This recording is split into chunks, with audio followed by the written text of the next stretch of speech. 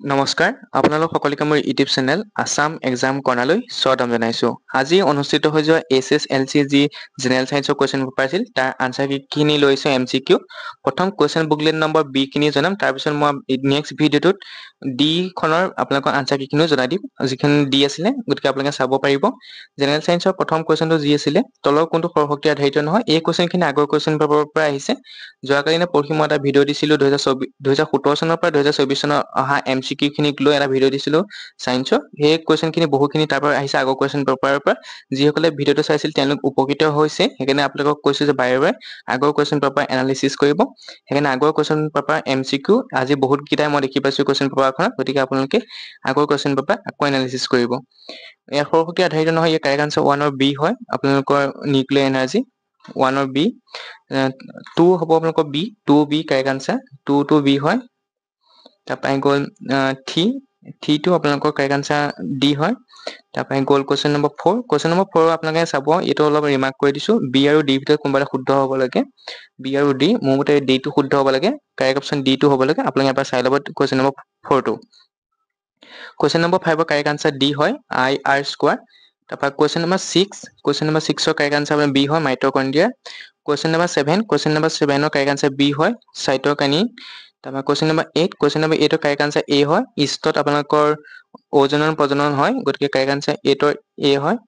তাৰপৰা সমহস্ত অংগ উদাহৰণ হ'ল, এইটো আপোনালোকৰ কাৰেক্ট আনসাৰটো হৈছে সমহস্ত মানে হৈছে আপোনালোকৰ যি কাম একে, মানে কামটো একে কিন্তু দেখাত বেলেগ বেলেগ। যেনে আপোনালোকৰ কামটো একে নহয়, মানে দেখাত একেই কামটো বেলেগ বেলেগ। যেনেকে আপোনালোকৰ সমস্ত অংগ উদাহৰণ হ'ল আপোনালোকৰ আমাৰ আগঠেংকেইটা, আমাৰ হাত দুখন আৰু কুকুৰৰ আগঠেং দুটা, মানে কামটো তাৰ একে কিন্তু দেখাত দুইটা বেলেগ বেলেগ। যিটো কুকুৰৰ মানুহ বেলেগ, গতিকে সেইটো হ'ব কাৰেক্ট আনসাৰ। গতিকে আপোনালোকৰ কাৰেক্ট আনসাৰটো হ'ব B, our arm and dog for leg.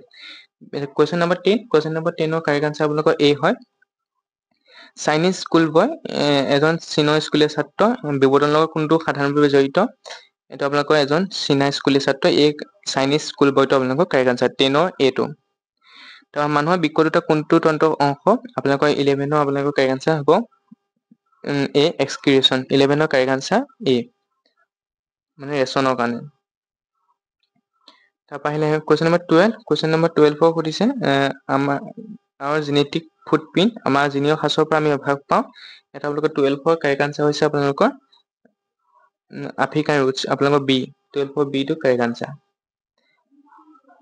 তাৰপিছত আহিলে কুৱেশ্যন নম্বৰ 13, নিষেচন নহ'লে ডিম্বক কোষটো কি হয়? আপোনালোকৰ 13ৰ কাৰেক্ট আনসাৰ আপোনালোকৰ B হয়।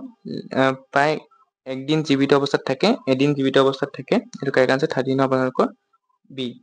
তাৰপিছত হ'লে 14ৰ কাৰেক্ট আনসাৰ A হয় আপোনালোকৰ 120 mmG হয়, 14ৰ A অপশ্যনটো। আৰু 15 বাদুলীয়ে চৰাই দেখা হ'লে এটা সমভিত্তিক অংগ। গতিকে এইটো মই কালি পঢ়ি ভিডিঅ'টোত কৈছোঁ, সমভিত্তিক অংগ বাদুলী আৰু চৰাই বাকীৰ বিষয়। গতিকে আপোনালোকে চাব পাৰে সমভিত্তিক অংগ মানে বৃত্তি মানে হৈছে কাম একে, কিন্তু আপোনালোকৰ কাম একে মানে পাখি চৰাইও বেলেগ আৰু বাদুলিও বেলেগ, দুটা চৰাই নহয়। কিন্তু বাদুলিটো আপোনাৰ স্তন্যপায়ী প্ৰাণী, সিহঁতৰ কাম কিন্তু একেই হয়। বাকী দুখন ব্যৱহাৰ কৰা উৰিবলৈ, গতিকে কাৰেক্ট আনসাৰ 15ৰ B, সমভিত্তি। তাৰপৰা 16ৰ কাৰেক্ট আনসাৰ আপোনালোকৰ B হয়। তলত কোনটো প্ৰজাতি দেহৰ গঠন বিৱৰ্তনৰ দিশত উচ্চস্ত? কুৱেশ্যন নম্বৰ 16ৰ কাৰেক্ট আনসাৰ আপোনালোকৰ D হয়, চিম্পাঞ্জী। আপোনালোকৰ চিম্পাঞ্জী কাৰেক্ট আনসাৰ হ'ব। তাৰপৰা 17ৰ কাৰেক্ট আনসাৰ বাইচেক্সুৱেল। তাৰপৰা আহি গ'ল 18ৰ কাৰেক্ট আনসাৰ A হয়, ডিছপ্লেচমেণ্ট ৰিয়েকশ্যন বা অপসৰণ বিক্ৰিয়া A। তাৰপৰা আহি গ'ল 19ৰ আপোনালোকৰ কাৰেক্ট অপশ্যনটো হৈছে D, NaHCO3। তলৰ কোনটো যৌগ ছ'ডা এচিড অগ্নি নিৰ্বাপন যন্ত্ৰত ব্যৱহাৰ কৰা হয়? ইয়াৰ কাৰেক্ট আনসাৰটো আপোনালোকৰ D হয়, NaHCO3। টো আগৰ কুৱেশ্যনৰ পৰাই দিছে, গতিকে আপোনালোকে চাব।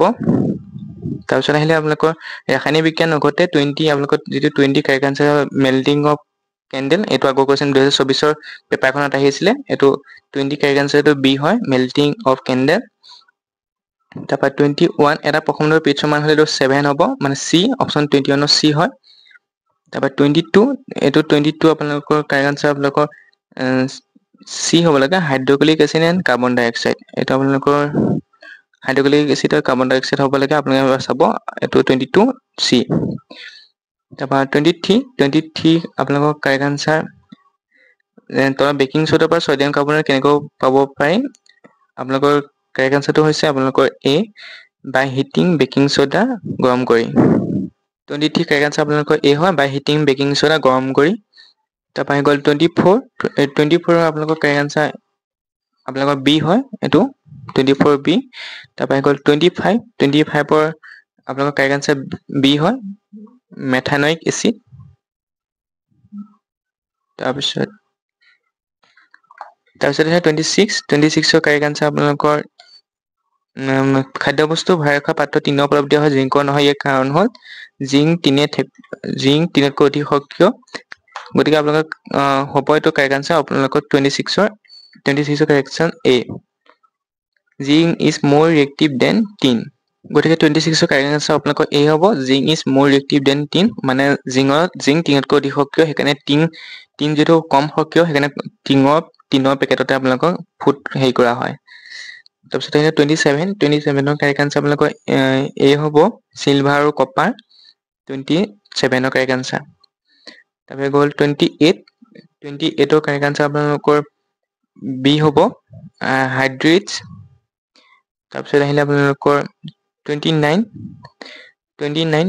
কাৰেক্ট আনসাৰ আপোনালোকৰ চি হ'ব the fuel is not burn completely ইন্ধনটো সম্পূৰ্ণভাৱে দহন নহয় ৰন্ধাৰ সময়ত কিয় ক'লা পৰে 30 কাৰেক্ট আনসাৰ এ হ'ব আপোনালোকৰ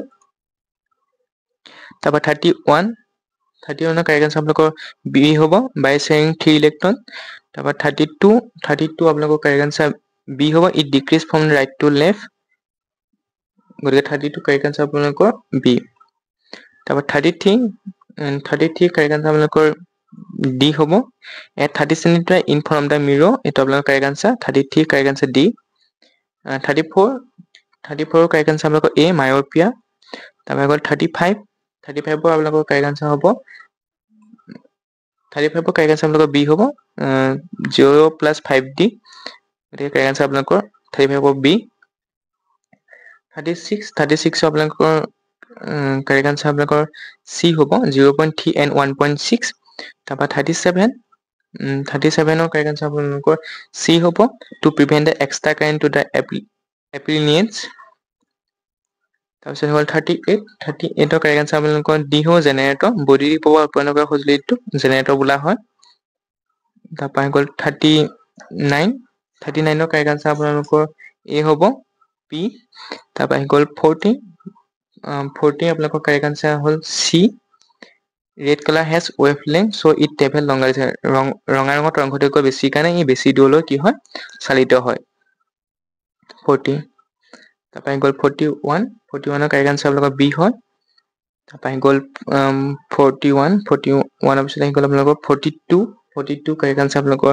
বি হয় কনজাম্পশ্যন অফ চলাৰ এনাৰ্জি ইনটু ইলেক্ট্ৰিক এনাৰ্জি তাৰপৰা 43 কাৰেক্ট আনসাৰ আপোনালোকৰ এ হয় -5 ডায়েপ্টৰ 44 আপোনালোকৰ 44 কাৰেক্ট আনসাৰ চি হয় 80 watt কুৱেশ্যন 45 কাৰেক্ট আনসাৰ আপোনালোকৰ বি হয় ওজন molecule is form of 3 atom of oxygen গতিকে 45 কাৰেক্ট আনসাৰ আপোনালোকৰ বি হয় এইখিনি আছিলে আপোনালোকৰ MCQ খিনি গতিকে আপোনালোকে এইখিনি ইয়াত জাৰিত বিজাৰিত হোৱা পদাৰ্থ বাছনি কৰিবলৈ আহিছিলে গতিকে এইখিনি আগৰ কুৱেশ্যন পেপাৰৰ পৰা আহিছে আপুনি চাব কুৱেশ্যনটো আগৰ কুৱেশ্যন পেপাৰতে আছিলে জাৰিত বিজাৰিত হোৱা পদাৰ্থসমূহ বাছি লোৱা কোনটো জাৰিত হৈছে কোনটো বিজাৰিত হৈছে এই কপাৰটো যোৱা বছৰ পেপাৰত আছিলে 2 নম্বৰ যিটো ৰিয়েকচন আছিলে কপাৰ অক্সাইডটো এটা আপোনালোকে চাব এই কোনটো জাৰিত হৈছে তলৰ ৰাসায়নিক সমীকৰণ সমতল কৰা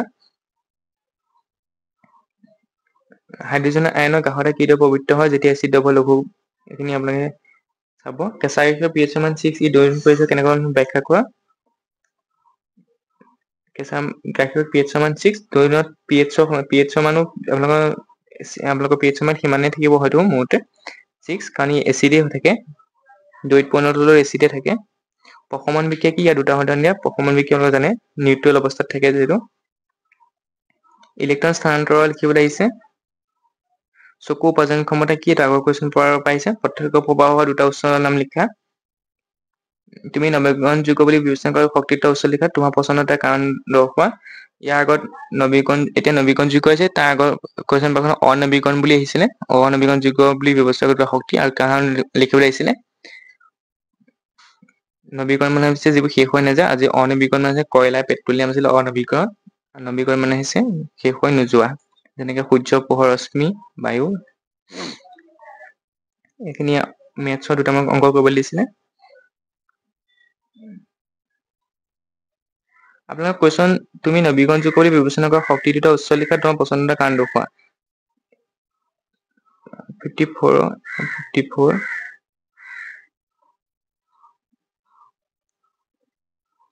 57 মই এইটো কৈছিলো যে এই পৰীক্ষাত আহিব পাৰে, ৰাতিপুৱা সূৰ্য ৰঙাছে দেখি কিয় এই এনেকুৱা ধৰণৰ কুৱেশ্যন সোধে, মহাকাশী এজনে ৰঙা কিয় দেখায়, তৰাই কিয় টিবিয়ে, এই কুৱেশ্যনবোৰ সোধে। মই কেনে দিছিলো এইটো আপোনালোকে চাব বুলি, ৰাতিপুৱা সূৰ্য ৰঙচুৱা কিয় দেখি। বগা পোহৰ বিচ্ছন্ন ৰেখা চিত্ৰ অংকন কৰিবলৈ আহিছিলে। বৈদ্যুতিক চাকিত বেছিভাগ টাংষ্টানৰ ফিলামেণ্ট কিয় ব্যৱহাৰ কৰা হয়, এইটো এইখিনি চাব। এইটো মই কুৱেশ্যন দিছিলো, বন্যপ্ৰাণীসমূহ কিয় আমি সংৰক্ষণ কৰিব লাগে। এই কুৱেশ্যনটো মই এই ভিডিঅ'ত দিছিলো যে এই কুৱেশ্যনটো আহিব পাৰে বুলি, দাগ দি দিছিলো। গতিকে আপোনালোকে এইটো আহিছে পৰীক্ষাত দেখিছে।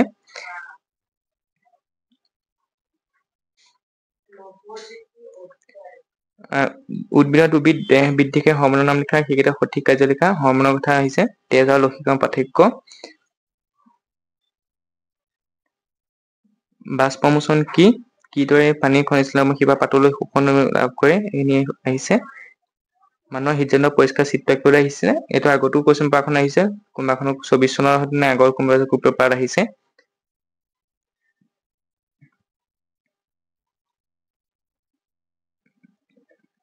এইখিনি আছিলে কুৱেশ্যনখিনি। ইয়াৰ পিছৰ পেপাৰখনত মই আপোনালোকৰ যি কুৱেশ্যন বুকলেট দি আছে, কুৱেশ্যন বুকলেট দি MCQ খিনি আপোনালোকক মই জনাই দিম।